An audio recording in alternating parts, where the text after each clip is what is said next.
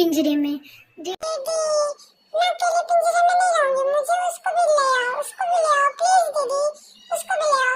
मैं ऐसे अकेले नहीं रहूंगी, नहीं तो मैं भी निकल जाऊंगी। चलो मिठू चलो।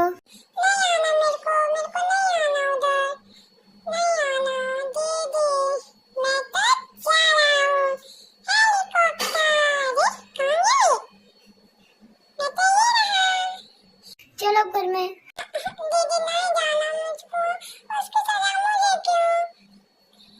तूने मुझे अंदर करवाया, देखो मैं तुझसे कभी बात नहीं करूंगा, जा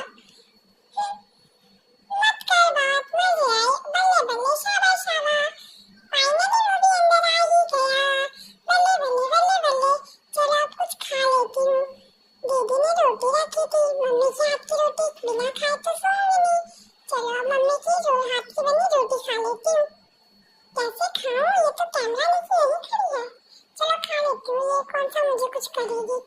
मैं बात नहीं करूंगा, मैं जा रहा हूँ पीछे। जाने दो दोस्तों, इसका तो ऐसे ही नाटक चलता रहता है।